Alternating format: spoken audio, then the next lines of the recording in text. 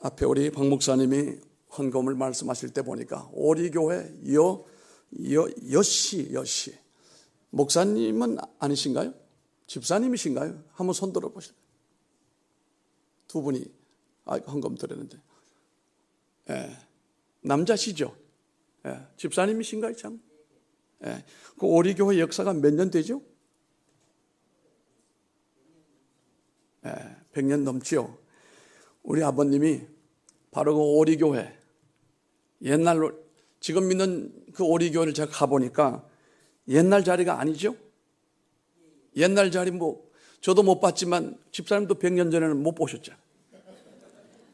그 냇가로 밑으로, 지금 있는 곳보다 더 밑으로 냇가 쪽으로 거기에 예배당이 있었는데, 저희 아버님이 바로 그 예배당 밑에서 태어나셔서 3살 때까지 거기 기어다니고 예배당 마당을 밟고 그렇게 하셨다고 해서, 아버님 돌아가시기 전에 내가 아버님을 모시고 오리교회를 찾아갔습니다.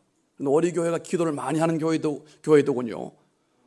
보니까 추운 새벽에 모여 기도하시느라고 방석을 깔아놓고, 또 보니까 이렇게 스토브도 만들어 놓으시고 기도를 많이 하시는 교회 같아요.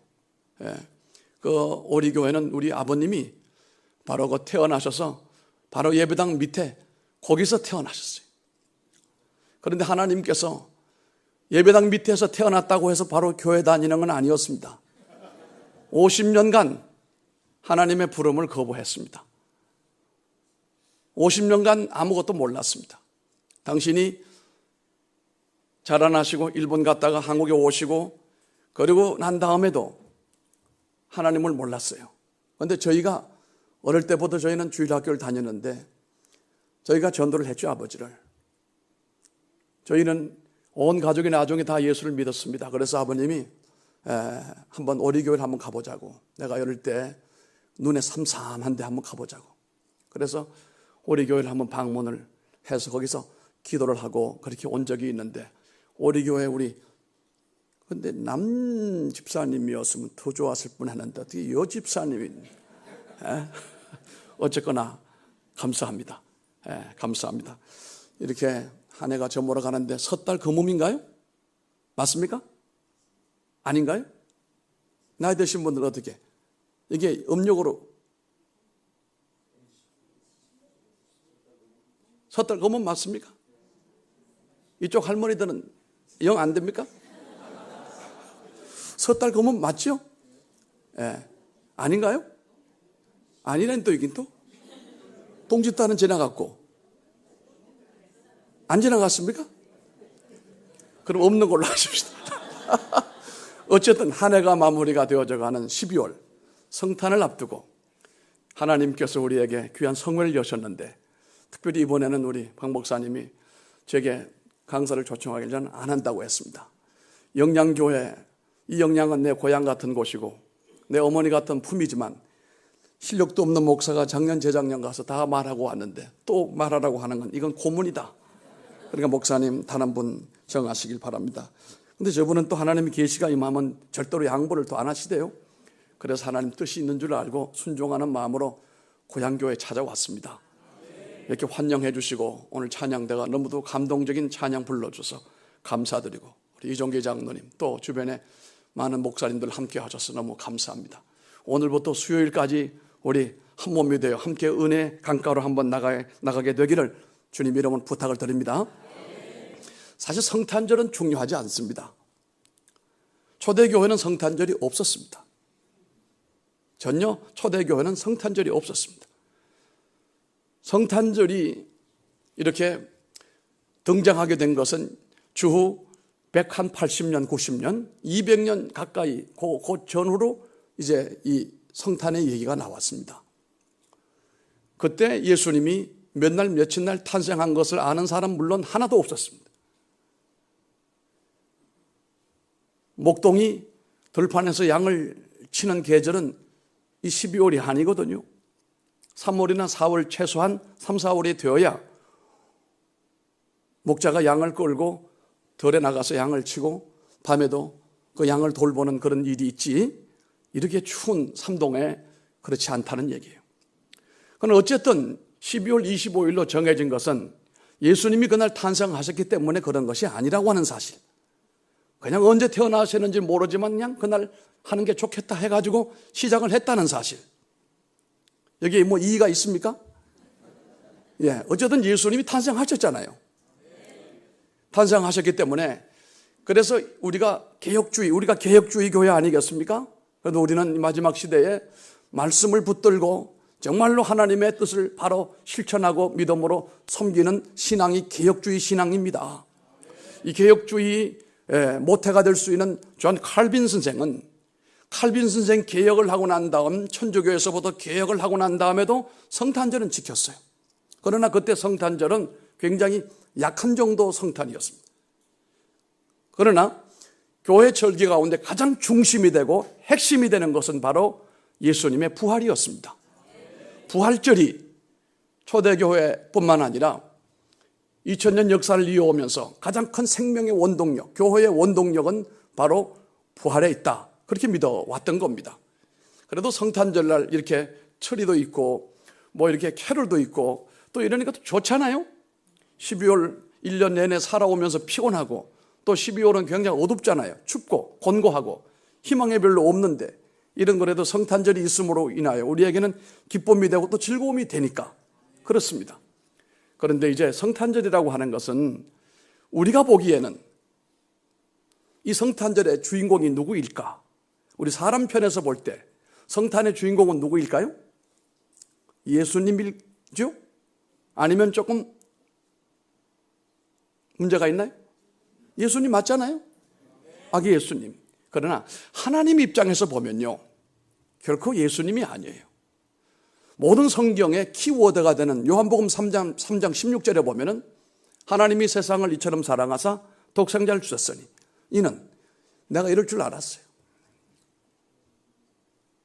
하나님이 세상을 이처럼 사랑하사 독생자를 주셨으니. 이봐요, 경상도 분들이 이게 문제예요.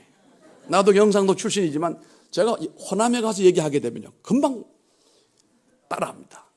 우리는 절대로 따라하지 않습니다. 네가 하나하나 보고 있다가 내가 할 만하면 하고 싫으면 간두는 거고. 그래서 경상도 교회 목회하기가 참 어렵다는 얘기예요. 목회자에게 선물 제일 적게 갖다 주는 데가 경상도입니다. 통계를 보면요 제일 목회자에게 후하게 선물 주는 데가 전라도예요. 아, 우리가 남이요? 겁나버려. 호남 분들은요 감성 중심이에요. 정이 많아요. 그런데 경상도 사람들은 정이 조금 굳어 있는 반면에 이 머리가 보통 머리가 아니에요. 깊이 생각하는 거예요. 연구해보고 내가 따라 할까 말까. 호남 사람들은 감동이 오니까 확 따라 하는데 영남 사람들은 내가 할까 말까 연구를 해보고 또 심층 관찰을 해야 돼. 이러다가 해야 되겠다 싶으면 그때 또 하는 거야 이제. 그래서 영남 목회하는 목사님들이 참 대단하다 나는 그렇게 생각을 하고 있습니다. 이 성탄절에 있어서 우리가 볼 때는 예수님이 성탄의 주인공이에요. 그러나 하나님 쪽에서 보면은 아닙니다. 하나님이 세상을 이처럼 사랑하사 독생자를 주셨다고 했어요. 그러면 하나님 관점에서 제일 성탄절의 주역이 되는 것은 예수 믿고 하나님의 자녀가 된 바로 여러분 한 사람 한 사람이 성탄절의 주인공이에요. 그 사람이 예수 믿고 죄를 회개하고 하나님의 은혜로 살아가는 그 사람을 바라볼 때 하나님은 기쁨이 충만하고, 부모님이 그러잖아요. 아이들이 잘 되고 아이들이 자기 길로 잘 나가면 부모만 많이 허무하잖아요. 마찬가지로 하나님께서 그 하나님과 우리의 단절된 관계를 예수님을 통하여 그 문을 열어주시려고 하셨는데 그것을 우리가 믿었단 말이에요. 하나님이 보실 때는 그게 고맙고 그게 즐겁다는 거예요. 성탄절에 구원받은 하나님의 자녀들로 인하여 하나님이 행복해 하시는 그런 계절이다. 저는 그렇게 생각을 하는 것입니다. 결국 예수님이 이 땅에 오셔서 십자가에 달려 찔려 죽으심으로 우리를 위한 보혈의 피를 흘려주시고, 주님은 하늘로 부활하신 이후에 승천하시고 또 재림하시겠습니다마는 우리들에게 남겨주신 것이 뭡니까? 보혈이에요. 십자가의 피였어요. 그 십자가의 보혈이 우리의 모든 죄와 사망과 저주를 완전히 물리쳐 주시고 하나님과 우리가 화목하게 하시고 아버지와 자녀 관계가 이루어지게 하시고 하나님 우리를 향한 놀라운 사랑과 축복을 우리가 받을 수 있게 된 것이 이것이 복음인 줄로 믿습니다. 여러분 아마 아시는지 모르겠습니다만 마이클 크리스토프라고 하는 사람이 쓴 그 소설 가운데 검은 천사라고 하는 작품이 있습니다. 검은 천사. 이름이 좀 그렇죠? 검은 천사. 그 내용을 보게 되면요, 독일 그 전범 재판소에서 전범으로 판결을 받아가지고 30년간을 옥살이를 하고 나온 엥겔이라고 하는 독일 장군이 있었어요. 이 사람은 게스타포로서 많은 유대인들을 학살하고 많은 유럽 사람들을 죽이는 일에 앞장을 섰던 그런 유명한 사람이었습니다. 30년간 복역을 마치고 난 다음에 그가 사람들의 눈을 피하여 자기를 전혀 모르는 프랑스 어떤 산골에 숨어 들어가서 아무도 모르게 오목살이해서 거기서 가족들과 생활을 하게 됐습니다.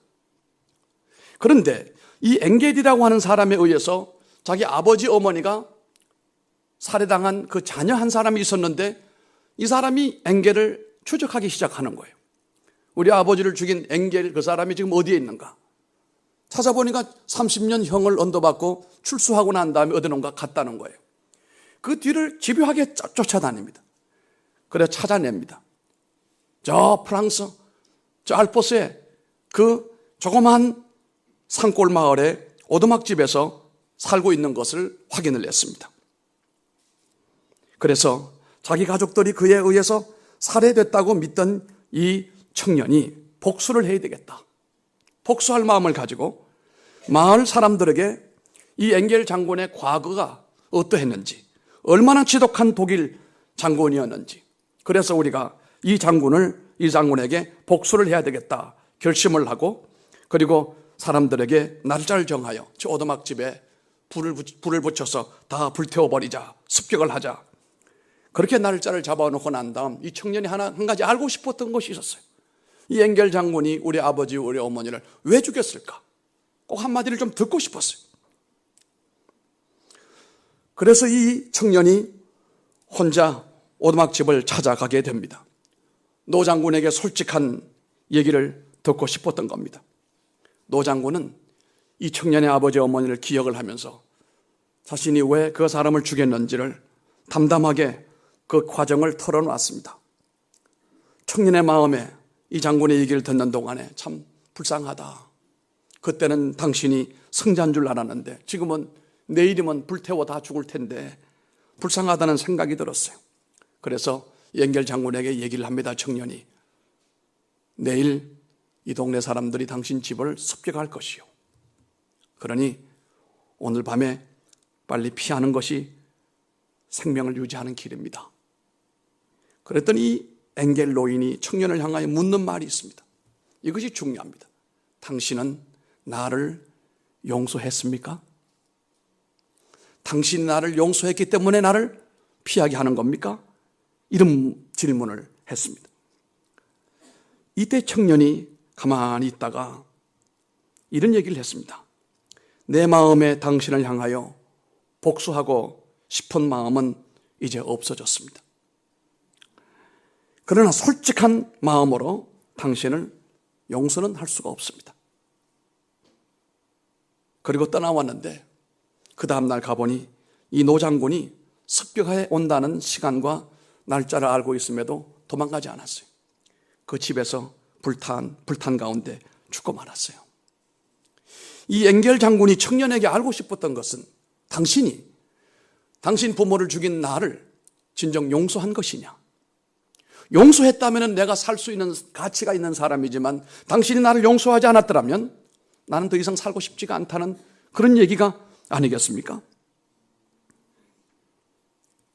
사실 우리가 살아가는 가운데 상처를 받지도 않고 상처를 주지 않고 사는 사람은 세상에 한 사람도 없습니다.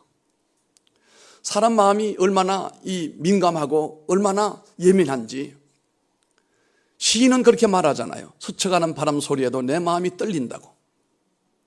이 연약한 마음에 가시 같은 그 찔림, 그 독사 같은 독소, 이런 것들이 우리에게 반복적으로 온다면 우리 인간은 어느 누구도 건강하거나 완전할 수가 결코 없다는 사실인데요. 우리가 살아가는 가운데 이 엔겔장군만 그런 것이 아니고 우리도 사람들에게 상처도 주기도 하지만 상처를 또 많이 받는 것도 사실입니다. 우리가 예수 믿고 난 다음에 변화된 것은 우리 가정에 화목이 이루어지게 되고 관계가 다 개선이 되잖아요. 하나님과 나 사이가 예수님을 통하여 개선이 된 뒤에 우리와 모든 관계가 불통됐던 관계가 다 통한단 말이에요. 통한단 말이에요. 제가 어릴 때 부흥회 때 들었던 얘기가 있어요. 하나님과 잘 통하는 것은 신통이고 사람들하고 잘 통하는 건 인통이고 물질과 잘 통하는 것은 물통이다 그랬어요. 어릴 때 부흥회 때 방학 때만 여기저기 다닐 때 귀로 들었던 얘기들이 기억이 나요. 예수 믿고 난 다음에 이 우리에게 일어난 큰 변화는 소통이에요. 막히고 매이고 눌려있던 것에서부터 이게 통한다 이거예요. 뭐가 풀려지게 된다 이거예요. 드디어 한 가족이지만 이 인간은 도무지 내가 연구 대상이야. 도무지 내가 30년 이 인간하고 살았는데 나는 도무지 모르겠어 이 인간이. 자기 남편 보고 연구 대상이라 이거예요. 그렇게 말하는 그럼 당신은 그럼 뭐냐? 내가 볼 때 그도 연구 대상이요. 어떤 사람은 불행하게 눈을 감는 순간까지도 그 답을 얻지 못하고 눈을 감는 사람이 있어요. 그런 얘기 있지 않습니까? 부인이 시름시름 병원 앓더니 끝내는 회복하지 못하고 의사가 이제는 3일밖에 남지 않았습니다. 이제는 마지막 인사를 해야 될 것 같습니다. 그랬더니 남편이 아내에게 다가서서 침상에서 죽어가는 아내를 붙들고 생전 처음으로 따스한 목소리로 여보 불렀어. 이전에는 여보가 아니에요. 여보! 아주 경찰이 주예수 취급하는 것처럼 그날 처음으로 여보 했더니 죽어가던 아내가 눈을 번쩍 뜨더라. 이놈의 인간이 맨날 형사처럼 나를 취조를 하더니 오늘 어떻게 된길래 봄바람처럼 이렇게 따스하게 부를까 깜짝 눈을 떴대요. 그랬더니 이렇게 말했대요. 내가 당신을 얼마나 사랑하는지 모르지. 왜 죽으려고 해? 이때 아내가 마지막으로 뭐라고 한지 알아요? 마지막 힘을 모아서 하는 말이 왜 진작 그런 소리를 안 했냐고 하고 팩 죽었다는 거 아니겠어요? 우리가 사실은 이게 대단한 존재인 것 같지만 우리는요 갈대 같은 존재고 연약한 존재예요. 우리가 죄로 말미암아 온몸이 만신창이 되고 전인적으로 하나님 보실 때 성한 구석이 한 군데도 없고 이런 인생이 예수 믿고 난 다음에 치유되어 변화되어 하나님이 원하시는 그런 사람으로 점점 이렇게 조금 변해가요 하잖아요. 이런 변화를 바라볼 때 하나님께서 얼마나 기뻐하실까요? 그래서 우리가 예수 믿고 난 다음에 우리 가정 안에서도 부부관계도 부모와 자녀 관계도 풀어져야 됩니다. 이전에 경험하지 못한 그런 관계 속으로 우리가 변해져 가야 된다는 사실인 것입니다. 사람이 살아가면서 이 상처를 받지 않을 수는 없습니다. 또 주지 않고 살 수 있는 사람은 아마도 거의 없을 것입니다. 저는 이 신학을 마치고 난 다음에 총신을 마치고 안수를 받고 난 다음에 다른 친구들은 안수 받으면 참 좋다고 하고 안수 받고 난 다음에 참 뭐 어떻다고 하는데 나는 전혀 안수를 받고도 감동이 없었어요. 교회 부목사로 이제 있는 동안에도 별로 감동이 없고 사람들을 볼 때 사람들을 바라볼 때 참 부담이 되고 이게 내가 능력이 없는가. 저도 대학 다닐 때 저 삼각산 밑에 기도하러 많이 갔습니다. 금요일 날 그 삼각산에 김신조 내려오는 거기 엄청 기도 많이 하러 갔습니다. 저 낙성대 서울대학 들어가 있는 그 자리 거기도 기도하러 많이 갔습니다. 저도 산기도 많이 했습니다. 그런데 목사 안수를 받고 난 다음에 교회 부목사로 섬기는 동안에 내 마음에 기쁨이 없고 즐거움이 없는 거예요. 하나님, 내가 목사가 안 될 사람이 목사가 된 겁니까? 다른 친구들은 감동이 오고 은혜가 된다는데 나는 왜 이렇게 마음이 곤고합니까? 교회에서 사람들을 만나게 되면 부담이 되는 겁니다. 그때 누가 이런 코치를 해줬습니다. 나 목사, 당신 공부하던 김에 한 번 더 공부를 해본 것이 어떻겠는가. 뭔 공부를 또 해요? 심리학을 좀 해보라고 그러더라고요. 난 그 사람 참 은혜 입은 사람입니다. 그 사람에게. 제가 그래서 고대 대학원을 들어갔어요. 3년을 공부를 하는 동안에. 전 신학을 공부하면서는 울어본 적이 없는데요. 심리학을 공부하면서 내가 많이 울었어요. 왜 울었는지 알아요? 나는 남편으로서 떳떳한 줄 알았는데 알고 보니 떳떳하지 못한 남편이에요. 그렇게 하면 안 될 남편이에요. 100점이 만점이라면 50점도 안 되는 남편이에요, 내가. 그 아이들에게는. 그때 딸이 둘이었는데 나는 그래도 아이들한테 잘해주고 아주 아이들에게 A+ 아빠가 되는 줄 알았는데 저는 거기서 깨달았어요. 아이들에게도 결코 좋은 아빠가 아니었어요. 그럼 교인들에게 나는 교인들이 어떻다고 저렇다고 했는데 내가 거기서 깨달은 건 뭐냐면 그게 아니었어요. 교인들은 거기 교인이나 여기 교인이나 그 교인은 똑같아요. 영양에 있는 교인들이나 서울에 있는 교인들이나 호남에 있는 교인들은 똑같습니다. 왜요? 종자가 같으니까. 똑같아요. 문제는 내가 문제예요. 내가 문제였어요. 저는 심리학을 하면서 많이 울었습니다.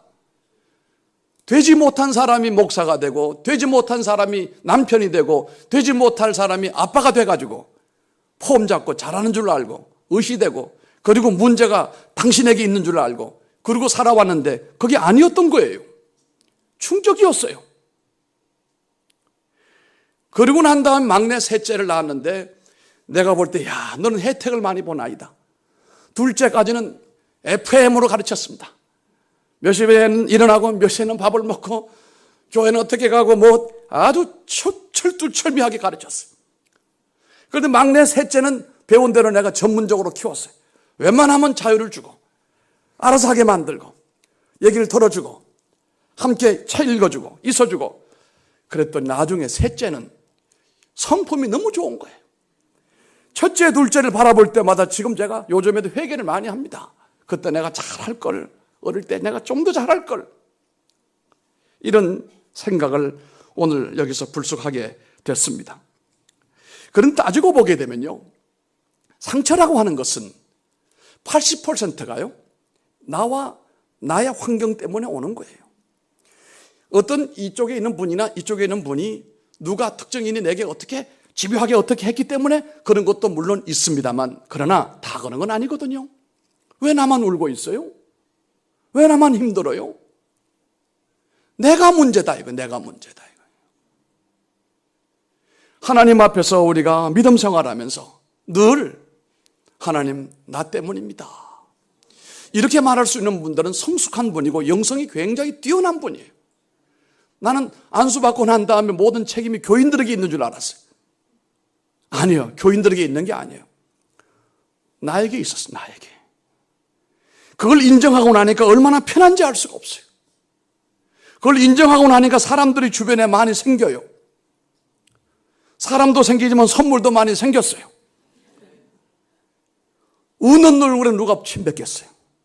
상대를 이해해주고 상대 말을 귀를 기울여주고 그 사람 말에 호응을 해주고 이걸 우리가 반영이라고 하거든요. 반영해주고 명료화해주고 이러니까 상대가 싫어하는 사람이 없어요. 우리 박 목사님이 저를 참 사랑하시거든요. 사랑하는 이유가 있지요. 저는 우리 동기 목사님들하고도 다 관계가 좋습니다. 왜냐하면 그걸 알았기 때문에 나는 우리 동기들 많은 목사님들 가운데도 내가 잘난 것도 없고 부족한데 부족한 사람이 다른 사람에게 뭐라고 얘기할 필요가 뭐가 있어요. 내가 부족한데 내가 많은 문제가 있는데 다른 사람에게 뭘 얘기를 하겠어요. 저는 다른 사람이 말할 때는 누가 말하든 잘 듣습니다. 약도 잘 들으면 효과가 있대잖아요. 여러분 누가 말하거든 잘 들으시길 바랍니다. 목사님이 말씀하실 때도 잘 들으시길 바라고 하나님이 말씀하실 때도 잘 들으시길 바랍니다. 듣는 것이 복이에요. 들어주는 사람은 내 편이에요. 그리고 주무시는 분은 내 편이 아니에요. 정말로 귀를 쫑긋하고 들어주시는 분은 내 편이에요. 그거 분명한 거예요. 우리가 살아가는 동안에 사람들의 말에 귀를 기울이고 관심을 가져주고 귀로만 듣는 정도가 아니고 정서적으로 함께 우리가 보태주고 우리가 공감이라고 하거든요. 공감해주고. 이러면 이렇게 외롭고 어려운 시대를 살아가면서도 이런 분을 만나게 될 때는 다 좋아하거든요. 다 좋아한단 말이에요. 이렇게 상처 많은 세상에 우리가 태어나가지고 우리가 자라는 가운데 모든 환경과 여건이 지금 우리가 볼 때는 영양이지만 오늘 제가 묵고 있는 숙소를 보니까 제가 미국에 있는 호텔로 3개를 많이 다녀보았지만 이 호텔만큼 좋은 호텔은 난 본 적이 없어요. 진실로 아멘이에요. 물론 외국에 다닐 때는 돈이 없으니까 싼 호텔로 다녀서 그렇지만 이 호텔이 얼마나 좋은지 쇼호텔 좋아. 막 이런 시설은 이제 처음 봤거든요. 처음 봤는데 이렇게 살기가 좋고 우리가 얼굴로 보나 뭘로 보나 문제가 없어 보여요. 그러나 우리는 지나간 세월 참 힘들게 살아온 사람들이에요. 그 경쟁 사회에서 뚫고 지쳐지지 않고 이렇게 살아남기 위해서 여러분도 다 독한 사람이기 때문에 여기까지 오신 거예요. 인정하지 않아도 좋아요. 우리가 여기까지 올 때까지 숱한 많은 골절이라고 해요. 골절이야. 뭐라고 그래야 됩니까? 우여곡절이 많았다. 우여곡절이 많았다. 참 곡절도 많았습니다. 그런데 이 모든 것들이 우리가 새키고 참고 그냥 그렇게 살아와서 여기까지 와 있지만 우리 안에는 화가 다 많습니다. 특히 한국 사람들에게는 이런 화들이 우리 마음에 많이 담겨져 있어요. 이런 화를 가지고 있는 목사님과 화를 가지고 있는 교인들이 만나면 맨날 나오는 건 큰 소리밖에 없어요. 싸움밖에 없어요. 이 화 문제가 보통 문제가 아니에요. 욱하잖아요? 무섭습니다. 요즘에 부부가 막 싸울 때 보면 막 가스에 불을 질러가지고 집을 폭파시키고 무시무시한 일들이 벌어지는데요. 이게 다 화가 쌓이고 농축되어 있기 때문이에요. 이런 것들이 우리가 하나님 앞에서 믿음 생활하면서도 하나님의 은혜를 가로막는 장애가 된다는 것을 잘 못 느끼고 있는 것도 사실이에요. 한국 사람들만 이런 화가 있는 거 아닙니다. 저는 미국의 공인 상담사인데요. 미국에서 상담실에서 1년간 제가 근무를 했습니다만 미국에도 우리 한국 사람만큼 남자를 좋아하는 사람이 있어요. 우리만큼 남자 선호하는 사람이 없는 줄 알았는데 아니요. 미국 사람들 가운데도요. 아들을 엄청 좋아하는 사람이 있어요. 그런데 그 집안의 문제가 뭐냐고 하면 큰딸이 있고 둘째가 아들이었어요. 그런데 아들이 뭘 좋아하느냐고 하면 빙벽 타기를 너무너무 좋아해서 빙벽을. 그러니까 아버지가 아들이 빙벽을 타는 걸 좋아하니까 여러 가지로 스포팅을 해가지고 이제 아주 잘 타는 거는 선수가 됐어요. 그러니까 아버지가 혼자 보내기가 뭐하니까 항상 그 누나 보고 큰딸 보고 네가 데리고 가라. 그래서 이 누나가 운전도 하고 같이 오르기도 하고 뭐 이렇게 했어요. 문제는 그날 사고가 일어났습니다. 어떻게 된 일인지 높은 데 올라가서 그 아들이 추락을 해서 그 자리에서 즉사를 했어요. 장례를 치르는데 아버지가 그 딸 옆에 와서 한 말 간단하게 네 때문에 죽었어. 근데 이 딸이 거기서 그 아버지의 청천벽력 같은 한마디 너 때문에 죽었어라고 하는 말에 거기서 발작을 일으킨 거예요. 슈악이 일어나게 된 거예요. 해가 딱 돌아버린 거예요. 예전에 우리 어릴 때 보면은 봄 되면 진달래 꽃 피면 여기 꽂고 다니는 이렇게 꽂고 비쭉비쭉 웃고 다니는 거예요. 이렇게 된 거예요. 아버지가 데리고 왔어요. 상담실에. 얘기를 듣고 보니까 많이 말한 것도 아니야. 한마디예요. 네 때문에 죽었다는 거예요. 내가 내 동생을 죽였단 말인가? 내가 살인자란 말인가? 이 슈악을 받아가지고 이 자매가 그때 보니까 벌써 나이가 30이 넘었는데 정신 이상자예요. 이상자예요. 내가 아버지를 옆방에 가게 하시고 그 딸을 앉혀놓고 내가 물어봤어요. 너는 아버지가 한 말을 믿느냐? 했더니 가만히 있어요. 아버지가 너에게 당신이 동생을 죽였다고 하는 말 믿느냐? 그랬더니 가만히 있어요. 그래서 내가 또 물었어요. 당신도 그 말이 거짓인 줄 알지요? 그랬더니 그렇다는 거예요. 당신은 거짓말에 속고 있는 거예요. 아버지가 표현하면 안 되지만 아버지가 그냥 뱉은 말이에요. 그런데 그것을 당신이 못을 못을 박았으니 당신이 병이 든 건데 내가 지금 그 못을 뽑아줄 테니 나를 따라하라고 그랬어요. 그때 나를 쳐다보더라. 이렇게 말했어요. 동생이 죽은 것은 나와 전혀 상관이 없어요. 그랬더니 그 말을 하고 난 다음에 엉엉 우는 거예요. 막 우는 거예요. 옆방에 있던 아버지가 뛰어나왔어요. 그래서 내가 나오지 말라고 그랬어요. 있으라고. 문제 없으니 있으라고 그랬어요. 이 딸이 거기서 막 대성통곡을 하고 막 머리를 뜯고 가슴을 뜯고 막 우는 거예요. 여러분, 울음이라고 하는 것은 축복입니다. 울음이라고 하는 것은 치유예요. 우리가 많이 울어야 됩니다. 원통에서도 울고 안타까워서도 울고 한이 맺혀도 울고 울어야 돼요. 어쨌든 요즘 사람들 눈물은 어디 갔는지 드라마 볼 때는 훌쩍훌쩍 남자고 여자고 우는데 설교 들으면서 우는 사람은 참 드물어졌어요. 왜 이렇게 눈물이 메말라 가는지. 한 20분간 계속 우는 거예요. 그때는 계속 울게끔 해야 돼. 그게 치유예요. 울음 치료라고 하는 말이 있어요. 20분 동안 우는 거예요. 막 참 울고 난 다음에 내가 냅킨을 갖다가 눈물을 닦아주고 이제 가슴이 시원하냐 물어봤더니 가슴이 시원해요. 그런데 그 말이 달라지고 음성이 달라지고 표정이 벌써 달라지게 된 거예요.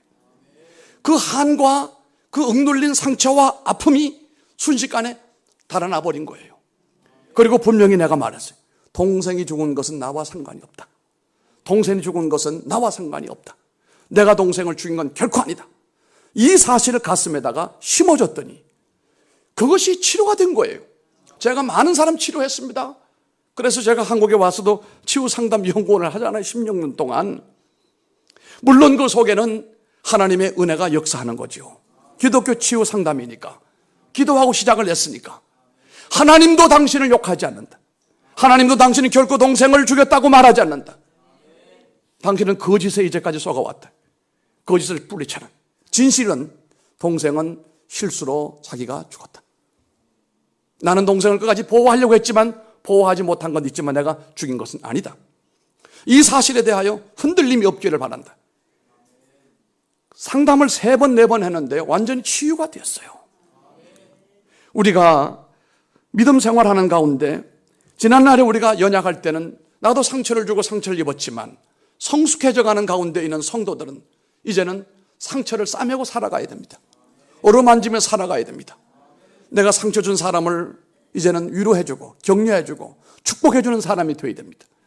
나도 더 이상 사람들로부터 상처 안 받는 그런 삶으로 우리가 나가는 것이 건강한 삶이라고 그렇게 생각을 하는 것입니다. 왜냐하면요, 누적되어져 있는 상처들, 쌓이고 또 쌓여있는 한과 응어리들은 사람을 불행하게 만들어요. 하나님을 똑바로 보지 못하게 만들어져요. 하나님 말씀을 그대로 신뢰하지 못하게 만든다, 이 말씀입니다. 그래서 그 사람이 불행해지는 거예요. 자신의 인생도 망가떨어지게 되는 것이고 주변 사람들에게 자꾸 고통을 주는 사람이 되는 겁니다. 정서적으로 건강하지 못한 사람이 교회 안에 많이 있습니다. 이 문제 해결을 못해서 육신적으로 병이 되는 경우도 상당히 많습니다. 그 육체의 병이라고 하는 것은 여러분, 내 마음의 병과 연결되어져 있어요. 내 마음의 병은 내 영혼의 병과 연결되어져 있습니다. 전인적으로 건강하다는 말은 내 영혼이 잘 됨 같이 범사가 잘 되고 강건케 하는 것입니다. 그 중에 어느 하나라도 병이 들게 되면 여기서부터 그 옆으로 함께 썩어들게 만들거든요. 이를테면 우리가 몸이 많이 아프고 몸이 연약해지게 되면 정서적으로도 정신적으로도 허약해지게 되어 있습니다. 로이로제가 오게 되어 있다 이 말이에요. 그렇게 되면 기도가 됩니까? 기도가 안 됩니다. 하나님이 내게 축복하신 하나님, 내게 은혜 주시는 하나님이 아니라 나를 벌 주시는 하나님, 무서운 하나님, 이렇게 느껴지기 때문에 은혜의 강가로 절대로 나갈 수가 없겠지요. 여러분, 쥐를 가지고 실험을 전에 많이 해봤습니다. 학교에서 실험을 해볼 때 쥐 한 마리를 딱 잡고 난 다음에 날카로운 송곳을 가지고 덩어리에다가 확 찌릅니다. 그럼 이 쥐가 쫙 하고 온몸을 막 찡거려요. 그 다음날 다시 잡아다가 어저께 찌른 그 자리 또 찔러요. 또 찔러요. 그러면 어제보다도 2배, 3배로 아주 그냥 온몸을 격렬을 일으키면서 찡거리면서 고통 중에 떨어요. 3일째는 딱 붙들고 송곳을 가지고 어저께 찔렀던 그 자리에 대기만 해도 이 쥐가요 온몸에 격렬을 일으키고 막 그냥 다리가 이렇게 포들포들 떨어요. 거의 뭐 죽음 직전에. 송곳을 찔르지도 않았고 어저께 2번 찔렀던 그 자리에 대기만 해도요 엄청나게 이게 격렬을 일으키는 거예요. 요때 그 해부를 해보게 되면요 3일 만인데요 그 스트레스를 인해서 위궤양이 생기기 시작하는 거예요. 위궤양이. 위벽이 빨갛게 멍들어가는 거예요. 이걸 바라보면서 우리가 동물도 심지어 그러할 텐데 우리가 살아가는 가운데 인간과 인간 사이에 부딪히며 살아가는 모든 과정 가운데 우리들이 겪는 마음의 아픔, 상처가 우리가 생각하는 것 이상으로 심각하다는 사실이에요. 그래서 잠언서 17장 22절에 하나님 하시는 말씀이 있습니다. 한번 따라 볼까요? 마음의 즐거움은 양약이라도 심령의 근심은 뼈를 마르게 하느니라. 심령의 근심은 뼈를 마르게 한다는 거예요. 그런데 이걸 알면서도 우리가 쉽게 잘 되지 않는다 이 말입니다. 꼭 기억할 것은 마음속의 상처나 응어리는 오래도록 묻어두면 묻어둘수록 없어지는 것이 아니고 자꾸 더 강해지는 속성이 있다는 사실을 우리가 알아야 됩니다. 포도주는 오래 둘수록 그 포도주가 더 독해지는 것처럼 독해져 가는 것처럼 우리 안에 있는 상처와 아픔을 품고 그냥 덮어놓고 억누르는 사이에 나는 점점 병들어가는 존재라는 사실입니다. 교회마다 성숙한 사람들이 참 많아요. 그런데 반면에 미숙한 사람도 상당히 있습니다. 미숙한 사람도 있습니다. 심지어는 정신병원에 가기 직전에 연결되어 그 경계선에 걸쳐져 있는 보드레인에 걸쳐져 있는 사람도 있어요. 그러나 우리는 그들을 다 하나님의 사랑으로 품고 함께 갑니다만 그렇게 함께 가는 동안에 얼마나 힘들고 어려움들이 많이 있는지 알 수가 없습니다. 우리는 이렇게 우리 안에 있는 상처를 자꾸 되새김질하거나 이것을 다음 세대로 자녀들에게 아픔을 주고 주변 사람들에게 아픔을 주면서 살아가는 것은 참으로 미련스러운 일이에요. 더 커지기 전에, 더 독해지기 전에 내 마음의 상처나 응어리가 하나님의 손에서 해결되고 치유될 수 있도록 우리가 주께로 나가야 됩니다. 용서받지 못할 사람이 하나님 앞에는 없어요. 하나님 앞에 버림받을 만한 사람은 아무도 없어요. 손 들고 오기만 하면 주님께서 용서해 주시는 하나님의 은혜가 있거든요. 그러므로 사실은 이 놀라운 치유의 역사는 나로부터 시작이 되는 거예요. 내가 변하면 세상이 변화가 된다는 사실입니다. 제가 알고 있는 어떤 분이 생선 노점 가게를 하는 분이었어요. 생선 노점상을 했어요. 그런데 생선 노점상을 처음부터 노점에 산 거 아니에요. 조그만 가게를 얻어서 했는데 이게 안 돼가지고 할 수 없으니까 그 노점에다가 이렇게 하나 차려놓고 거기서 생선을 파는 분이었어요. 이분은 삶이 어떻게 힘들고 어려운지 몰라도 교회를 다니면서도 그 마음이 얼마나 강팍했는지 주변에서 이분 별명이 뭐냐면 싸움달기예요. 싸움달기야. 보기만 하면 들러붙는 거예요. 붙으면 이기고 마는 거예요. 얼마나 독한지. 그 사람들을 피하는 거예요, 자꾸. 왜 그렇게 된지 알아요? 생선 장사에서 돈을 좀 모았는데 어떤 사람에게 믿을 만한 사람이었는데 그만 사기를 당했어요. 그 어렵게 생선 가게를 해가지고 돈을 모아가지고 어떻게 해보려고 맡겼는데 이거 사기를 당했으니 이게 화가 머리까지 쳐받아 올라간 겁니다. 그래서 자기 집을 다 버리고 세평살이로 내려가게 됩니다. 여기에 쇼크를 받아가지고 남편이 중풍에 또 걸려버려요.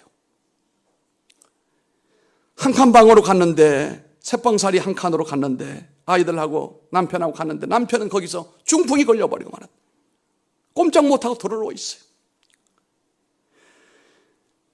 이럴수록 자기 화를 견디지 못해서 그저 남편에게 저주를 퍼붓고 아이들에게 욕을 퍼붓고 오만 가지 악담을 하면서 그냥 그렇게 살아가는 겁니다. 자기가 이 노점에 생선을 넣고 있는데 자기 건 안 사고 옆에 사람과 사가지고 가면 막 욕을 막 하는 거예요. 왜 내 거 안 사고 왜 네 거 사가느냐. 그리고 어떤 사람이 와서 생선을 이렇게 만졌다가 놓았다. 여러분 참고하시기 바랍니다. 생선 가게 가시거든 그저 잡으면 사시는 게 좋습니다. 신상에. 그게 신사입니다. 이렇게 보다가 또 이렇게 보다가 열받는 거예요. 이 싸움 닭이 볼 때는 천불 나는 거예요. 그리고 쑥 지나가면 뒤에다 대놓고 욕을 그냥 엄청 해버리는 거예요. 그래야 속이 좀 후련해지게 되니까. 그 화를 그렇게 처리를 했습니다. 그러니까 생선만 뒤척이고 가는 사람 욕을 그렇게 했으니 다시 그 가게 찾겠습니까? 안 찾지요. 장사가 될 리가 있나요? 안 되지요. 가정도 아이가 셋인데 편안할 리가 있습니까? 모두가 다 앞에서 말씀드린 것처럼 그 쥐 위에 귀양이 오는 것처럼 병이 계속 들어오는 거예요. 엄마 한 사람 때문에. 어떤 날은 생선이 잘 안 팔리면 그 생선 가지고 집에 와서 패대기를 치면서 그냥 남편에게 퍼부어대고 아이들에게 퍼부어대고 내 인생이 왜 이렇게 이 꼬라지냐고 그냥 마당에서 그냥 퍼들고 앉아서 통곡을 하고 운다 이거예요. 이러니 그 집안이 뭐가 되겠습니까? 모두가 다 상처투성이로 점점 변해져 가는 거죠. 그런데 몸이 자꾸 아파가지고 가까운 병원에 갔더니 당시 심장이 이상이 있으니까 세브란스 병원에 가보라고 그랬답니다. 그 심장이 쇠로 만든 건 아닌 다음에야 그 난리 피는데 정상일 수 있겠습니까? 덜 크던 검이라 가지고 이 부인이 세브란스 병원에 가서 검사를 하고 났더니 몇 가지 소견을 묻는 말에 대답을 했더니 그 사람이 가만히 들어보더니 황수관 박사한테로 보내주더래요. 거기 좀 가보라고. 지금 고인이 됐습니다마는 황수관 박사님 그분이 본래 여기 그 평해황씨 울진 여기 원정황씨예요.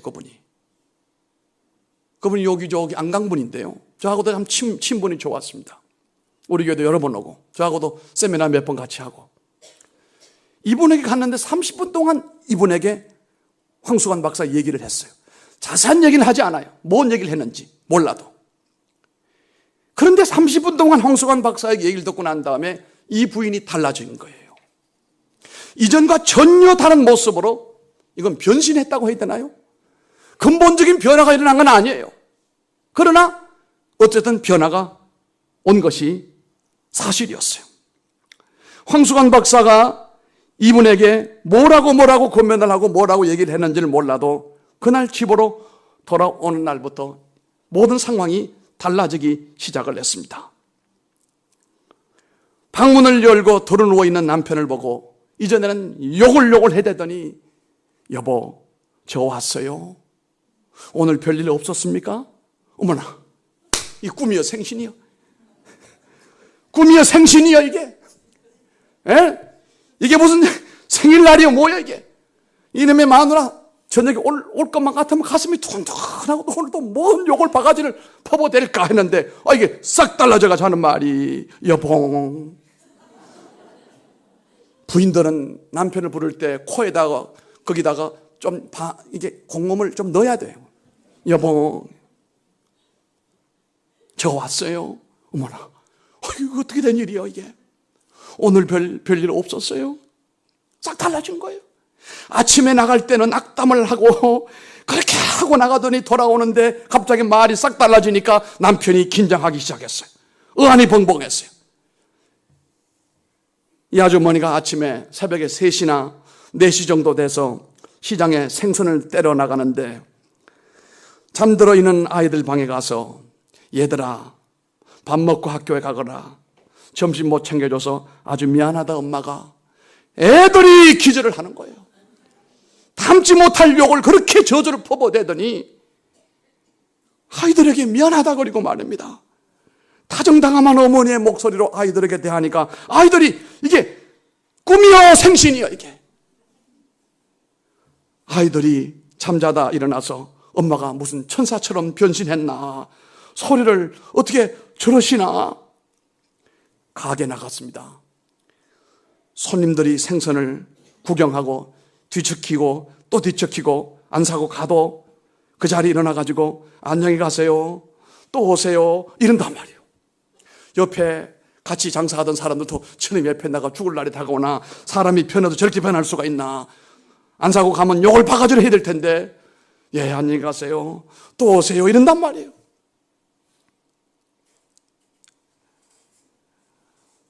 사실은 이 부인이 마음이 완전히 변화돼서 그런 거 아니에요. 황수관 박사가 한번 그렇게 해보라고 그랬어요. 어떤 변화가 오는지 거짓말 같아도 한번 해보라고 그랬어요. 아이들이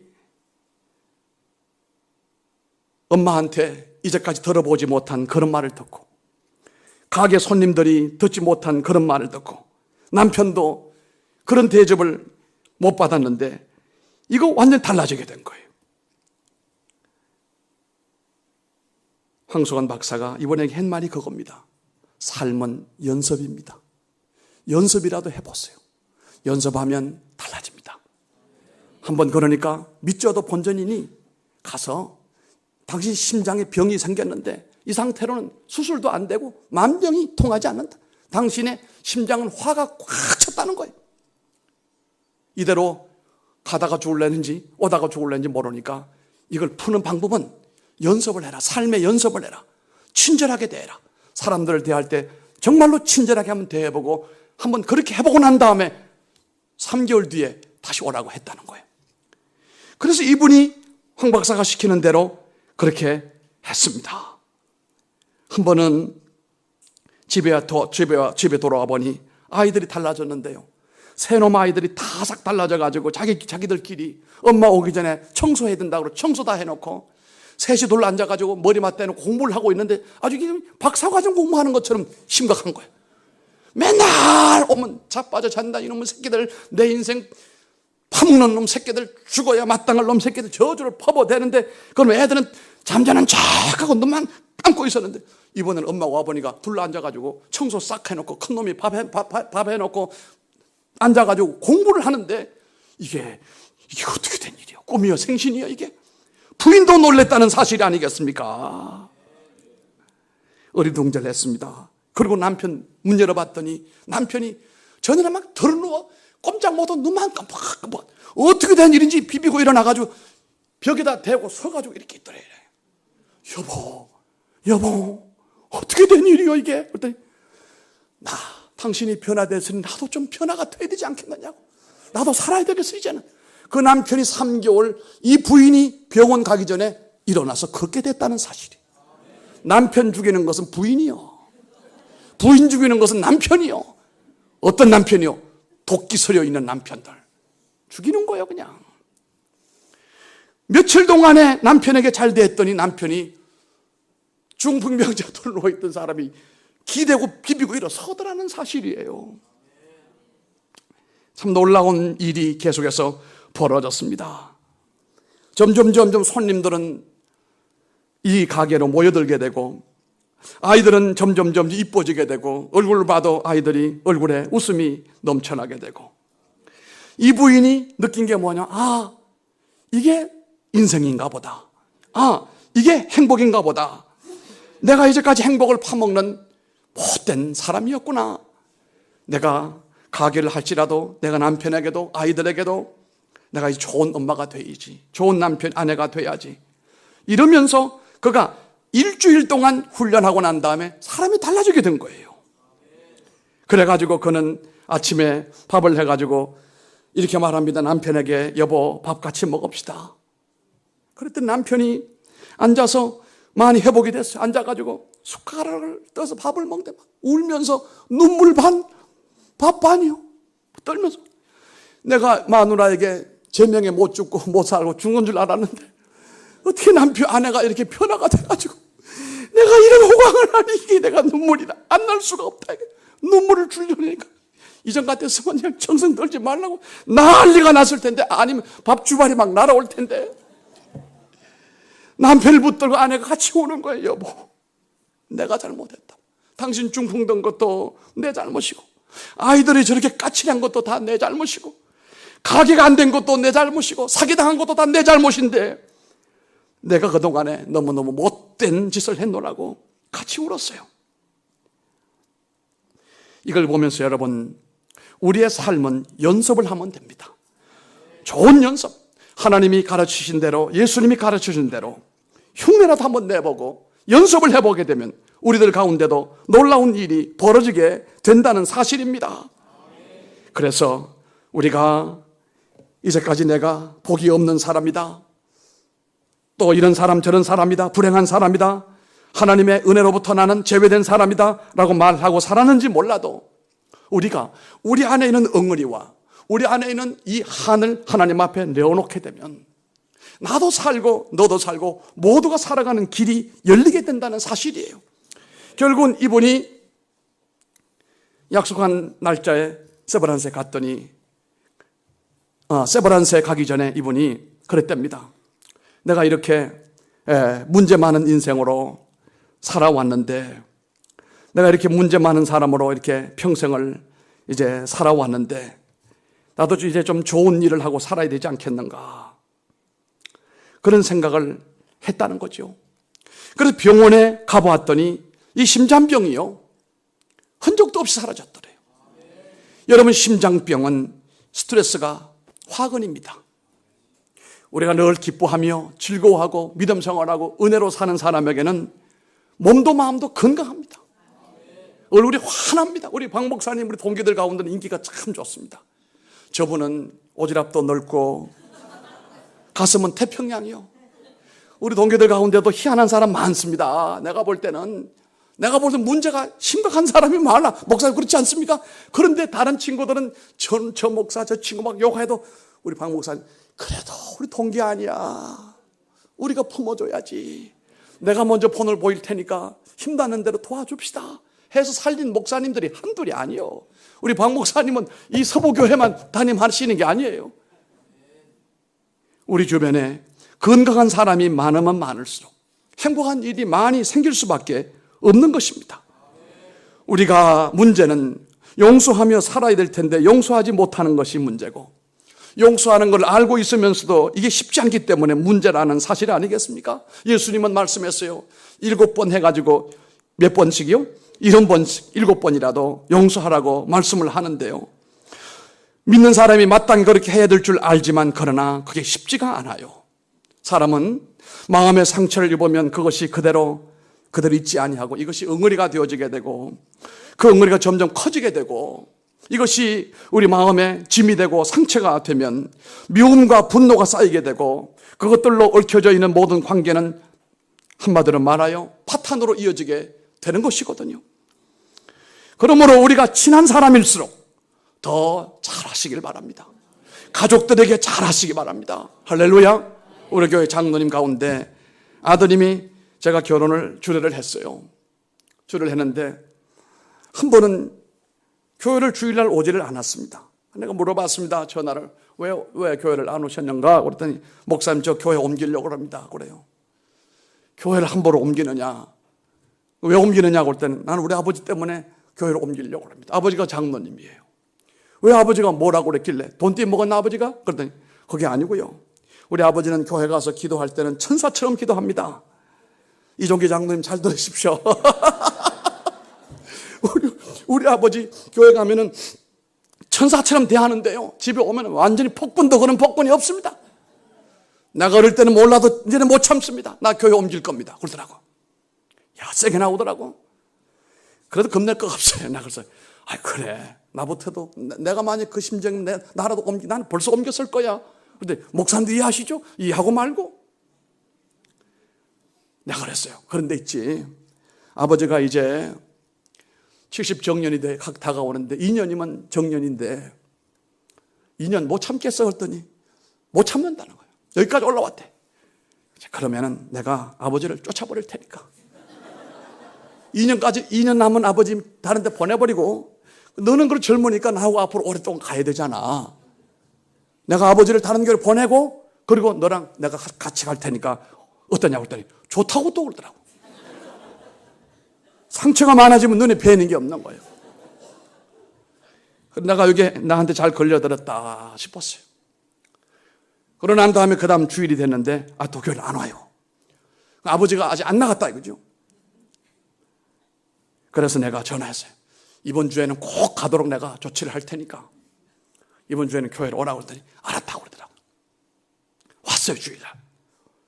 그런데 왔는데 지가 먼저 나를 찾아왔어요. 목사님 죄송합니다. 차마 내가 하지를 말아야 될 말을 해가지고 목사님에게 아픔을 주고 충격을 주고 나는 사실 하나도 충격 안 받았는데 밤에 잠을 못 잤는데 우리 아버지 내가 어디 간다고 고쳐질 것도 아니고 2년간 참고 지내겠습니다. 70 정년되면 대표 기도도 안 시킨다고 그러니까 2년 기다리겠습니다.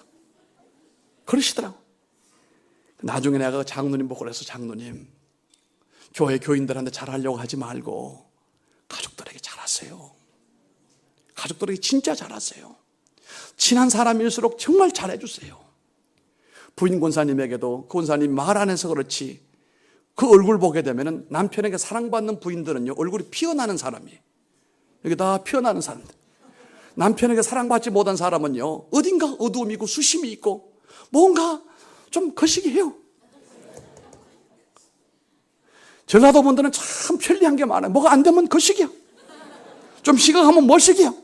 근데 우리는 영남은 뭐라고 할 말이 별로 없어요. 부모에게 사랑받는 자녀들은요 자신감이 있는 거예요. 바깥에 나가가지고도 자신감이 있는데 부모에게 눌려있는 아이들은 바깥에 나가면 귀를 못 쓰고 야 하면 선생님이 나와 한번 얘기 좀 해보라고 못해요. 죽어도 못해요. 모태 신앙이에요. 그거 부모가 아이들을 막 주눅을 들게 만들고 막 급박을 하고 말이에요. 그 아버지의 힘이 얼마나 셉니까? 얼마나 무섭습니까? 그걸로 그냥 공격을 해대니까 아이들이 평생 거기서 벗어나지 못하는 거예요. 그런 사람들 많아요. 그래서 장로님 교인들에게 잘하려고 하지 마시고 그분 참 잘하거든요. 이 1월 딱딱 되면은 자기 집에 다 이 찬양대원들 모시고 와서 몇 번 떡국 대접하고 뭐 자기 가정 집을 오픈을 하고 사람 대접을 잘해요. 나는 그런 줄만 알았어요. 집에서 가족들에게는 하나도 서비스가 없다는 거예요. 아버지로서 뭘 가족들에게 뭘 이렇게 베풀고 나누어주고 그들에게 감동을 주고 기쁨이 되고 소망이 되고 하는 일이 전혀 없다는 사실이에요. 그럼 뭐냐? 가서 그냥 소리만 냈다 질러대고 뭘 가져와라 그리고 혼내고 막 이러면 이건 완전히 이건 율법주의자예요. 그랬다는 거예요. 아들 얘기 들어보니까. 내가 장로님 이제 교회에서는 그만하시고 가족 목회하세요. 가족 목회하세요. 권사님한테 잘해주시고 기회 나건 원래 가기 전에 2번 손 붙들고 동남아라도 좀 갔다 오시오. 맨날 그러지 말고 아이들하고도 돌아오는 언제는 온 가족 한번 콘도 빌려가지고 몽땅 한 데 가자고 그래봐. 애들이 절대 안 가려고 할 거야. 폐가지고도 끌고 가서 아버지가 정말 이제까지 잘못한 거 용서를 빌고 공개적으로. 그거 왜 못해요? 아버지도 자녀들에게 용서를 빌 수 있어요. 그게 아이들을 살리는 길이거든요. 그걸 가슴에 있는 가시를 뽑아내는 거예요. 가서 용서를 빌고 그리고 거기서 기도 한번 하고 예배드리고 내가 오늘부터 좋은 아버지가 될게. 좋은 남편이 될게. 이 지난날에 내가 교회 가서는 정말로 천사처럼 했는지 몰라도 집에서 내가 폭군이었잖아. 내가 잘할게. 내가 장로님을 데리고 일주일 동안 함께 성경 공부하면서 내가 그분에게 치유 공부를 시켰어요. 그랬더니 이 장로님이 알아듣더라고. 2년 3년 지났는데 온 가족이 얼마나 화목한지요. 전에는 함께 교회를 같이 오지 않아요. 따로따로 와. 보기 싫다 이거죠. 집에 갈 때도 다른 길로 가야겠다. 가는 길이 지름 가면 똑같은 길로 가야 되는데 다른 길로 가. 내가 볼 때 그대로 두면은 천국도 따로 갈 것 같아. 한 사람은 이쪽 천국 저쪽 천국으로. 아버지가 내려놓으니까 가족들이 화해가 된 거예요. 아버지를 이해하게 된 거예요. 아이들이 아이고 우리 아버지가 불쌍하다. 아이고 할아버지. 아버지한테 잘해주고 아버지가 베풀고 나누어주고 아버지가 그 붙들고 마지막까지 가져갈 게 뭐 있어요? 야, 아낌없이 자녀들에게 베풀고 나눠주고 사랑해주고 하니까 가정이 얼마나 화목해졌는지. 그의 추수감사절에 가족창 경연대회를 하는데 노래는 별로 못했지만 제가 1등 줬어요. 왜? 노래는 별로지만 화목한 분위기가 감동적이잖아요. 그 아들이 이제는 내가 언제 한번 그랬어요. 어떻게 아버지도 이제 은퇴하셨는데 어떻게 다른 교회로 옮기라고 그럴까? 그랬더니 아니요, 이제 우리 아버지 잘하십니다.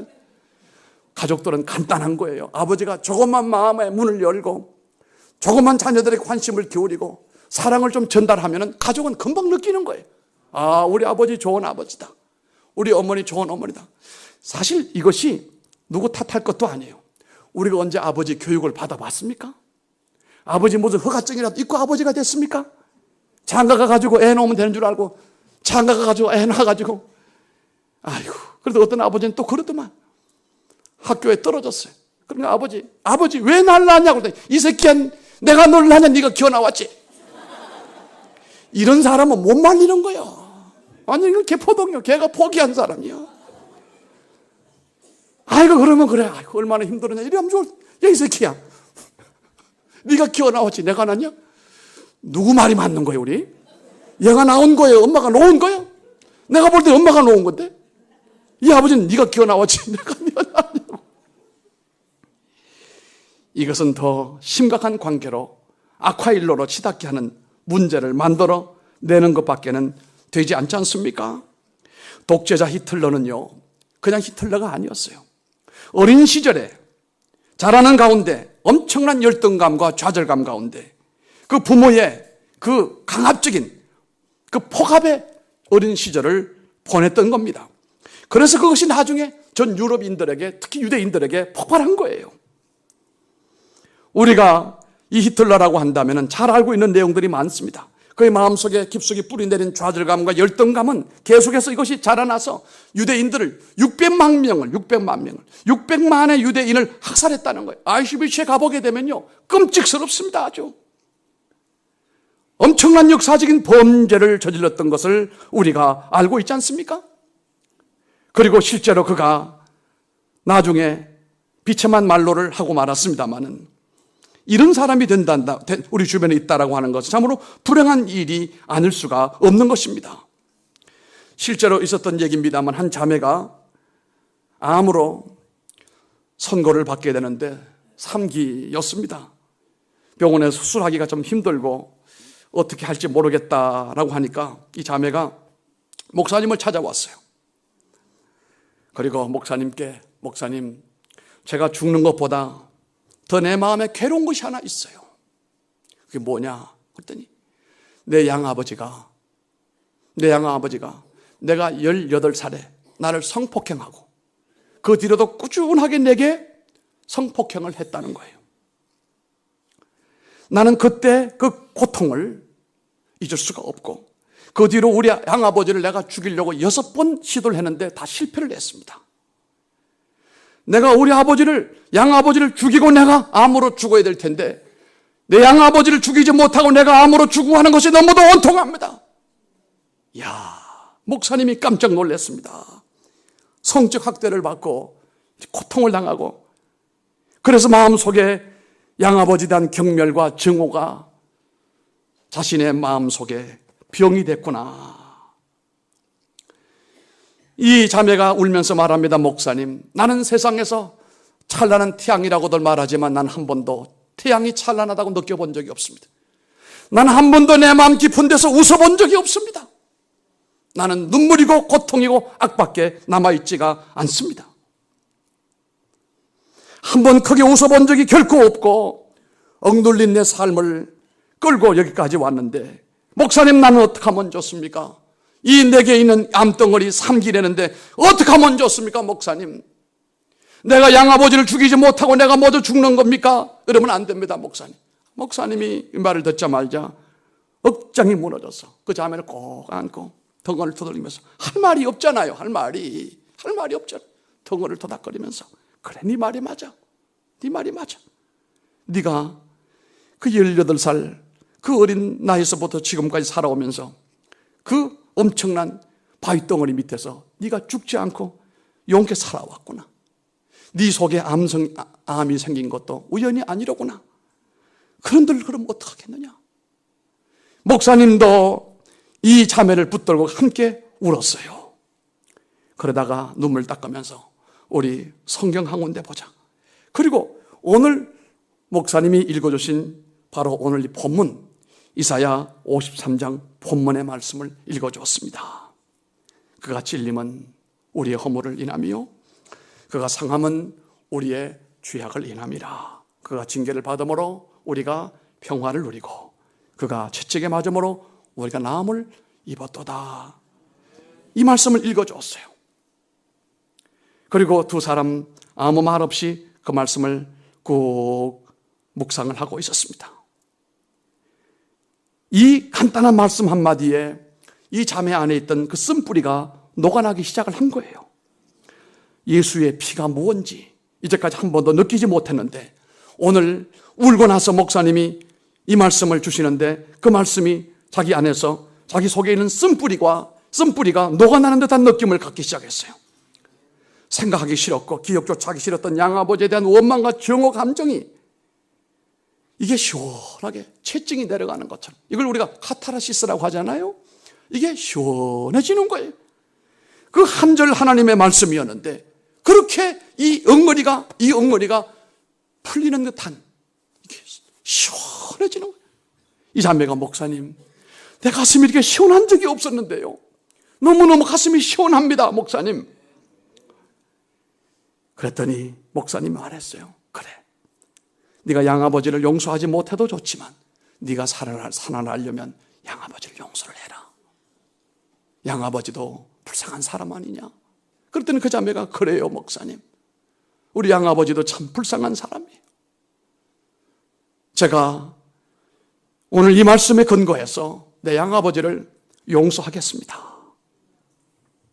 수많은 날들을 증오하던 그 양아버지를 용서하는 그 순간에 눈물이 또다시 떨어집니다. 그 눈물이 치료의 눈물이었던 거예요. 35년간 울어보지 못했던 그녀가 처음으로 울어보는 거예요. 정말로 신나게 울어보는 거예요. 여러분, 눈물이 나올 때는 그냥 우세요. 남자들도 눈물이 나오거든 참지 말고 엉엉 우시기 바랍니다.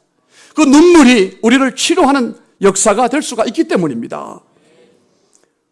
35년 동안 그 답답하던 엉어리가 풀리면서 이것이 눈물로 이어지는데, 그렇게 울고 있는 동안에 무너진 댐처럼 한없이 그냥 마음의 문이 열리기 시작했어요. 그런데 기도를 마치고 난 후에 그가 목사님에게 말합니다. 이제 내가 괴로운 고통에서 벗어난 것 같습니다. 우리 양아버지를 내가 용서하니까 내가 살 것만 같습니다. 그래가지고 이 사람이 병원에 가서 다시 진단을 받아보니까 암이 사라졌더라는 거예요. 여러분, 이런 실제적인 얘기는 수없이 많이 있어요. 병은 자기가 만드는 거예요. 내 병은 내가 만드는 거예요. 내 병을 고치는 힘도 내게 있는 거예요. 하나님의 은혜를 덧입고 내가 할 건지 말 건지 내가 결정을 해야 된다, 이 말입니다. 제가 서울에서 만나던 장로님을 만났습니다. 몸이 쉽게 피곤해서 병원에 진단을 받아보니까 이게 또 심각해요. 간의 수치가 엄청납니다. GOT가 30, GPT가 100 정도면 정상인데요. 그런데 이분은 수치가 얼마나 높으냐면은 GOT가 217, 무려 7배가 높습니다. 뿐만 아니라 GPT도 421, 4배나 높았어요. 깜짝 놀랐습니다. 처음에 입원을 했는데 현대의학으로는 고칠 수가 없을 것만 같은 느낌이 와서 장로님이 퇴원을 하고 혼자 기도원으로 올라갔어요. 하늘산 기도원으로 올라갔습니다. 거기서 그가 기도합니다. 주님, 이제 내가 죽게 됩니다. 내가 장로지만 주님 앞에 설 생각을 하니 저는 집사만도 못하고 주일학교 아이만도 못한 존재입니다. 내게 한 가지 소망이 있다면 나를 천국 가게 해주세요, 하나님. 간절히 매달려 기도하며 하루를 보내고 또 하루를 보내며 지난날 내가 살아온 날들을 돌이켜보니까 참 하나님 앞에 잘못된 것도 많고 허물진 것이 너무도 많았어요. 죽음을 눈앞에 두고 있는 그가 하루는 새벽에 하나님 앞에 나가서 기도하는데 주님의 음성이 들려왔어요. 의심하지 않고 나를 찾아온 네가 나도 너를 사랑하느니라.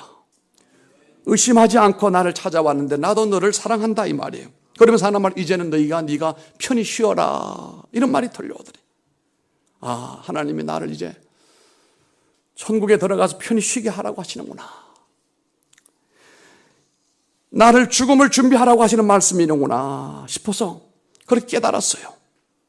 그래서 하나님 알았습니다. 내가 이제 어차피 죽을 몸이라고 한다면 내가 마지막으로 좋은 일을 하고 가겠습니다.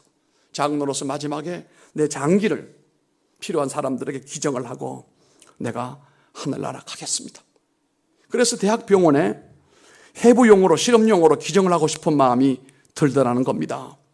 그래서 기도하고 난 다음에 이 장기 기증을 하기 위해서 수석을 밟으러 갔는데 참으로 놀라운 것은 간 수치가 정상으로 돌아왔다는 사실이에요.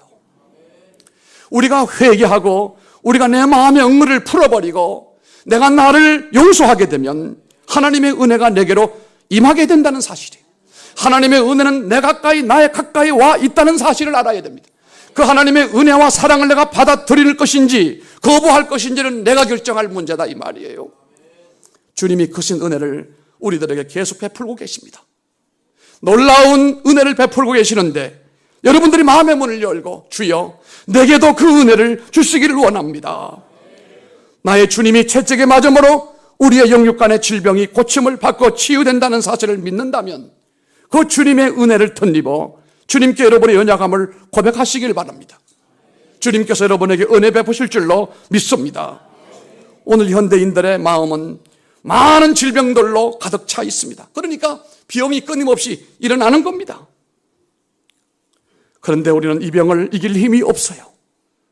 다른 방법으로 어떻게 해볼 도리가 없어요. 영육간의 질병을 치료하는 힘도 결국은 내게 있는 것이 아니고 내가 마음의 문을 열고 하나님의 은혜를 받아들이면 내 마음 속에서부터 미움과 응어리가 해소가 되고 사라지는 역사가 나타나게 됩니다. 나에게 상처를 주고 아픔을 준 그 사람도 영영 잊을 수가 있는 은혜를 하나님이 주실 줄로 믿습니다. 나를 괴롭히게 했던 사람, 내 인생을 망쳐버렸던 사람이라 할지라도 내가 용서할 수만 있다면 내가 살아나는 역사가 일어나게 될 줄로 믿습니다. 누군가인가를 깨끗이 용서하고 완전히 잊어버리게 된다면 오늘 밤에도 여러분들에게 놀라운 일이 벌어지게 됩니다. 힘으로 능으로 안 되는 이런 일들이 주님의 신으로 역사하는 일들이 일어나게 된다는 사실입니다. 주님이 이것을 위해서 십자가를 지신 것이라는 사실이에요. 십자가의 고통을, 그 고통은 상상을 초월합니다. 못을 박은 팔이 이 체중을 이 못 박은 손이 감당을 해야 될 텐데 너무 힘드니까 한쪽에 힘을 좀 빼고 한쪽으로 힘을 조금 기울이면 이게 전체적으로 또 통증이 몰려온다는 겁니다. 엄청난 고통이 내 몸으로 밀려올 텐데 십자가는 짐승 같은 그 죽음을 나의 죄 때문에 주님이 당하셨다 그렇게. 주님이 십자가에 달려 고통당하시고 죽으신 것은 그냥 죽으신 것이 아니라 나를 살리려고, 나를 치유하려고, 나를 강건하게 만드시려고 주님이 대신 지신 사건이에요. 이 시간 주께서 돌처럼 굳어버린 우리의 심령에 손을 대시는 시간이 꼭 되기를 주님 이름으로 축원합니다. 한 해 동안 여러분이 살아남기 위해서 생존 경쟁을 하거나 아니면 꿈을 향하여 도전하거나 살아오는 가운데 한 해 동안 여러분 마음이 많이 굳어져 있을 겁니다. 그 굳어진 마음으로 새로운 출발을 해봐야 소용이 없습니다. 굳어져 있는 내 마음을 주님 앞에 풀어놓으시기를 바랍니다. 우리의 깊고 아픈 상처를 그분이 어루만지시고 그분이 손으로 한번 만져주시게 되면 놀라운 일이 벌어지게 된다는 사실입니다. 응어리가 사라지게 되고 한이 사라지게 됩니다. 아직까지 내 마음에 용서할 수 없는 사람, 잊지 못하고 내가 저주하고 싶은 사람, 혹 있다면 이 시간에 주님께 설리신 보혈의 공로를 덧입어서 주여 이것마저도 나를 용서할 수 있는 힘을 주시고 내게 있는 암덩어리보다 더 무서운 것이 바로 이 분노요, 증오요, 원수 갚는 보복심이라는 거예요. 여기도 원불교인들이 꽤 있는 것 같아요. 원불교인. 원망과 불평을 일삼는 사람. 원불교인. 우리가 원망 불평하는 것도 여러분 내 상처예요. 내 안에 엉거리가 있기 때문이에요. 상대방의 잘못 때문에 그런 거 아니에요. 내게 엉거리가 있기 때문에 상대방의 꼴을 못 보는 거예요. 같은 교회를 섬기면서도 형제자매요 성찬식을 함께 하면서도 주님의 몸을 함께 나누고 주님의 피를 함께 나눠 마시면서도 돌아서면 남남이고 돌아서면 원수 같은 사람이 있다면 그분이 바로 주님을 맞이해야 되고 주의 은혜를 맞이해야 되고 주의 보혈을 덧입어야 된다 이 말이에요. 이 목사도 목회하느라고 1년 동안 마음이 많이 굳어져 있어요. 제가 운전해 오면서 내가 기도하면서 내려왔습니다. 하나님, 이번 부흥에는 우리 영양 서부교회 교인들, 영양 시찰에 많은 교인들뿐만 아니라 그중에 이 목사가 먼저 하나님의 은혜를 덧입기를 원합니다. 미련한 목사가 목회한답시고 이리 뛰고 저리 뛰고 하긴 했지만은 한 해 동안 내 마음에 굳어져 있는 여러 가지 아픔과 상처가 많은데 이번 부흥회를 인도하면서 하나님, 그 하나님의 신령한 손길이 내 가슴을 좀 어루만져 주시고 목사 마음도 좀 고쳐주시길 바랍니다. 우리 영양시찰에 계시는 목사님들도 목회하시느라고 얼마나 수고 많았습니까? 이런 얘기가 있습니다. 대구에 있던 어떤 친구 얘기예요. 그 친구가 대구에는 전설 같은 얘기가 있대요. 나이 많은 목사님이 한 번은 이렇게 물었답니다. 목사 안수 받는 그날에 만약에 대구에서 서울까지 돼지를 100마리 몰고 올라가는 게 쉬우냐? 네 교회 교인들 데리고 천국까지 가는 게 쉬우냐? 묻더래. 뭐가 어려울까요? 돼지 몰고 가는 건 훨씬 쉽습니다. 이 몸 주님 나라 가는 까지도 힘든데 교인들까지 끌고 가려니 그 교인들 가운데는 안강최가 있어요. 안시, 강시, 최시. 영적으로 안시, 강시, 최시. 독하고 공격심 많고 속에서 얼마나 짱돌이 박혀있는 사람인지. 나무로 말하면 공이가 박혀있는 사람이 많아요. 이런 사람들 목사들 참 힘들게 합니다. 우리 교인들은 모르지만 목사도 많이 울어요. 여러분 사실이에요. 어떤 때는 내 모습이 처량해서 울고 어떤 때는 교인들을 목양을 하는 가운데 참 기도하고 인도하는 대로 뭐가 안 되니까 답답해서 울고 목사도 많이 울어요. 이 장로님 우리 박 목사님 우시는 거 보셨나요? 네. 목사님들이 우리 교인들에게 잘 안 보이려고 하죠. 그 우는 것도 뭐 자랑은 아니니까. 한 번은 새벽기도를 마치고 난 다음에 눈물이 왜 그렇게 나는지 혼자 울었어요. 그런데 누가 지나가다가 우리 교인이 아니고 우리 앞에 가게 하는 사람이 뭐가 안에서 남자가 우는 소리가 들리니까 왜 우는가 싶어서 보니까 목사가 막 울고 있으니까 와가지고 목사님 뭐가 잘못됐습니까? 목사님 왜 이러십니까? 그 사람은 교회를 안 다녀요.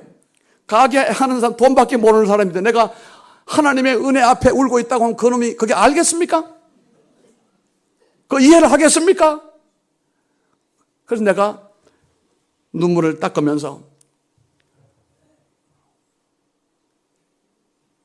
내게 관심을 기울여줘서 고맙지만 목사도 울 때가 있습니다. 그랬더니 깜짝 놀라면서 목사님은 맨날 환하게 얼굴이 환한 달덩어리 같은데 왜 울어요? 내가 뭐 설명해주면 그게 뭐 알겠습니까? 그 인간이 내가 이렇게 차원 높은 얘기하면 그게 뭘 알겠습니까? 몰라요. 근데요, 어떤 때는 미숙한 교인들 있습니다. 미숙한 분들. 여기 미숙이 없어, 미숙이? 아이고, 미숙아. 병원에 갈 정도는 아니요, 근데.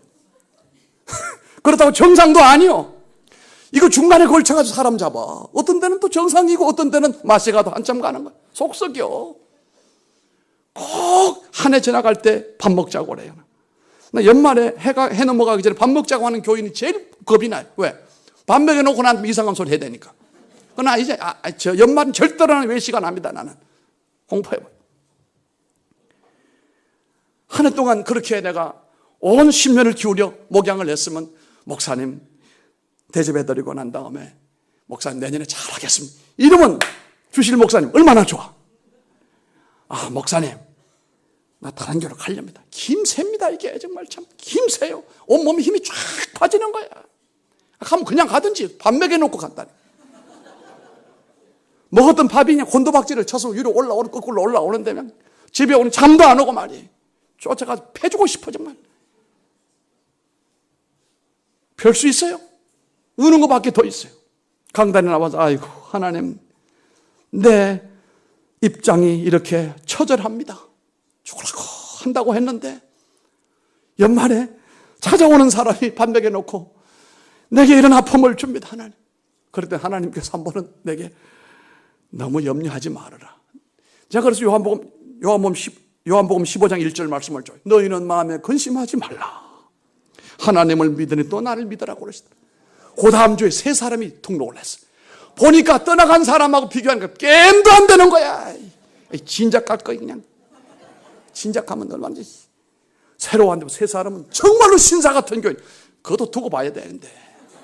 그러나 지금까지 서해전선 이상 없어요. 잘해 아주. 연말 되면은 목사님 얼마나 피곤했습니까? 그 미숙이는 밥 먹여놓고 사람 잡더니 이번은 그래도 대접해드리고 양말을 하나 사서 목사님 내가 다른 걸 못해드려도 뒤에서 기도하고 있습니다. 힘내십시오. 얼마나 좋아. 장로님 얼마나 좋아. 우리 교회 여집사님 얼마나 좋아. 정말 우리 성도는 목사에게 감동을 주는 성도가 되어야 됩니다. 성숙한 성도는 목회자에게 감동을 주는 거예요. 감동이 무슨 억만 금을 갖다 바치는 게 아니에요. 양말 한 짝이라도 거기에 내 마음 감사와 감동이 실리면 그것이 감동이 되는 거거든요. 따끈따끈한 계란 한 꾸러미라도 가져와서 목사님 건강하셔야 됩니다. 많은 은혜와 사랑 감사해요 목사님. 건강하시오. 이렇게 손잡아주면 그게 감동 아니겠습니까? 그럼 목사님은 정신 못 차리. 목사님들만큼 단순한 분들도 세상에 없어요. 목사님들끼리 모이면 대충 얘기는 그거예요. 교인 자랑하는 얘기. 우리 장로님 권사님 뭐 하다가 2절은 뭐냐면 못된 교인 또 가끔 또 얘기해. 또 미숙이 우리 미숙이는 넣고 미숙은 이런데 말이야. 우리 박 목사님 그렇지는 않아요. 오해는 하지 마세요. 나 그런 거 뭐 들은 적이 없어요. 목사님들이 모여가지고 교인 자랑하죠. 재산이 그건데 목사의 재산이 뭡니까? 목사 재산은 교인 아닙니까? 한 영혼의 천하보다 귀한 거 아니겠습니까? 하나님 내게 맡긴 건데 이 청년들 얼마나 이뻐요. 이 미스 코리아들 아니요. 결혼하기 전에 한국 사람은 전부 미스 코리아예요. 그러잖아요. 미스 코리아. 미스 코리아. 한국 사람 결혼하기 전에 전부 미스 코리아예요. 진선미, 미선진. 아주 훤하고 너무 좋아. 그 가운이 천사가 날아가는 것 같아요. 아주 멋있어요. 노래도 찬양도 너무 감동적이고. 이러므로 우리는 성숙한 그리스도인들은 사람들에게 상처를 주지 않고 감동을 주고 사람들에게 기쁨을 선사하는 천사 같은 사람. 자신에게는 자신을 격려하고 남소 너 괜찮아. 너 잘하고 있어. 넌 하나님의 사람이야. 내가 나를 바라볼 때 나를 내가 축복하고 이게 긍정적인 에너지가 되고 그러니까 우리가 살아가는 동안에 쪼다 같은 생각을 해가지고 꼭 그런 마음이 있잖아요. 무슨 피의식에 젖어가지고 꼭 그렇게 살 필요는 없는 거 아니겠어요. 내가 건강하면 내가 든든하면 다 복이 되는 거예요. 사실은 막 얼굴을 꾸미고 옷을 입고 막 화려하는 사람들 치고 속이 꽉 찬 사람은 드물어요. 속이 꽉 안 찬 사람이 대체로 그걸 채우기 위해서 여러 가지로 이 코팅을 하는 겁니다. 속이 꽉 찬 사람들은 든든한 거예요. 하나님의 은혜가 여기 있는 거예요. 하나님의 손이 여기 있는 거예요.